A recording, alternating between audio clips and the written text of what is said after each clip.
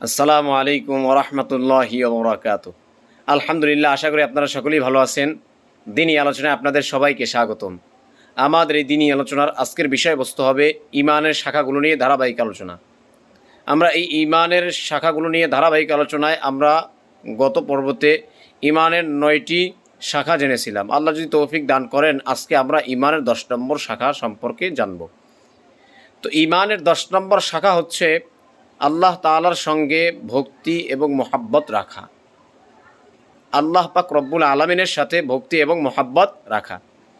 কোন আল্লাহ পাক রব্বুল আলমিনের সাথে ভক্তি এবং মোহাব্বত রাখব? যিনি এক এবং একক, যার কোনো শরিক নেই, যিনি সমস্ত জাহানের প্রতিপালক, সমস্ত জাহানটাকে যিনি লালন পালন করেন, যিনি রহমান এবং রহিম। শুধু তাই না, যিনি বিচার দিনের মালিক। এই যে আল্লাহ পাক রব্বুল আলমিন আছেন, এই আল্লাহ পাক রব্বুল আলমিনের সঙ্গে মোহাব্বত এবং ভালোবাসা রাখা। যে আল্লাহ পাক রব্বুল আলমিন আপনাকে আমাকে জান্নাত দিবেন ভালোবাসা, 8টি জান্নাত আল্লাহ পাক রব্বুল আলমিন আমাদেরকে দান করবেন ভালোবাসা।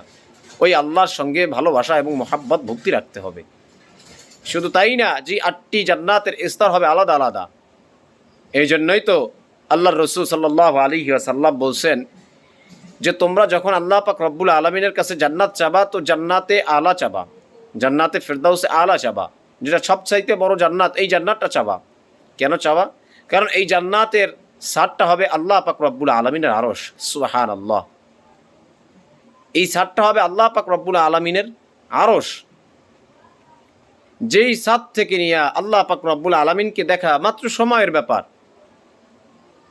জান্নাতের প্রত্যেকটা ছাদের উপরে থাকবে দরজা, যেই দরজা দিয়া উপরে উঠবে আর আল্লাহ পাক রব্বুল আলমিনকে দেখবে। যখন উকি মারবে বান্দা, তো আল্লাহ পাক রব্বুল আলমিন বান্দাকে দেখে বলবে, কেমন আছো? উকি দাও কেন? ভালো আছো তো? আল্লাহ পাক রব্বুল আলমিন তার বান্দার সাথে এরকমভাবে কথোপকথন করবে। সুবহানাল্লাহ। এবং আল্লাহ পাক রব্বুল আলমিন প্রশ্ন করবেন যে, হে আমার বান্দারা, তোমরা নিয়ামত পাইয়া খুশি তো? তখন বান্দারা যারা জান্নাতে থাকবে তারা বলবে যে, আল্লাহ আপনি আমাদেরকে এত পরিমাণে দিছেন যা আমরা যদি সব বন্টনও করে দিই তারপরও একটুও কমবে না। যদি সমস্ত জান্নাতীদেরকে আমরা এই নিয়ামতগুলা বন্টন করে দিই তাও একটুও কমবে না। এই কথাটা আবার যে সবচাইতে কম জান্নাত পাবে, কম দামি জান্নাত যে বান্দা পাবে, সবচেয়ে নিম্নতম জান্নাত যে বান্দা পাবে, ওই বান্দা এই কথাটা বলবে যে, আল্লাহ আপনি আমাকে এত পরিমাণে দিছেন যে এটা যদি আমি গোটা জান্নাতীদেরকে বন্টন করে দেই তারপরেও আমার এই জান্নাতের নিয়ামত সমূহ থেকে একটুও কমবে না। সুবহানাল্লাহ। এই আল্লাহ পাক রব্বুল আলমিনকে ভালোবাসবো না তো কাকে ভালোবাসবো?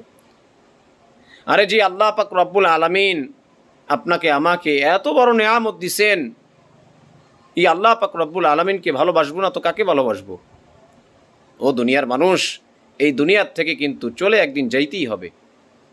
এই দুনিয়াতে চিরজীবনের জন্য থাকার জায়গা না। এই দুনিয়ার থেকে সবাইকেই চলে যাইতে হবে। তো যাবেন তো কি নিয়ে যাবেন?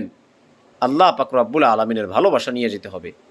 আল্লাহ পাক রব্বুল আলমিনের মোহাব্বত, আল্লাহ পাক রব্বুল আলমিনের ভক্তি নিয়ে দুনিয়ার থেকে যাইতে হবে।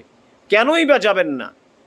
আল্লাহ পাক রব্বুল আলমিন আপনাকে আমাকে বানান নাই, আপনাকে আমাকে লালন পালন করেন নাই, তাহলে কেনই বা যাবেন না?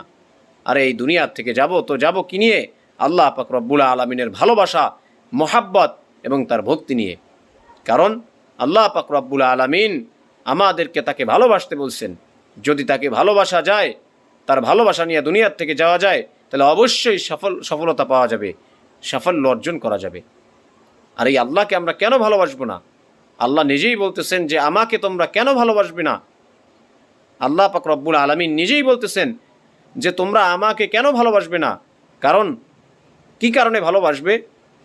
কারণ অনেকগুলো কারণ আছে যেই কারণে আল্লাহকে ভালোবাসতে হবে। আমাদের সব কারণেই আল্লাহকে ভালোবাসতে হবে। তো আল্লাহ এই জন্যই বলতেছেন যে আমাকে কেন ভালোবাসবো না তোমরা? আমি তোমাদেরকে কি দেই নাই? আমি তোমাদেরকে সব দিয়েছি।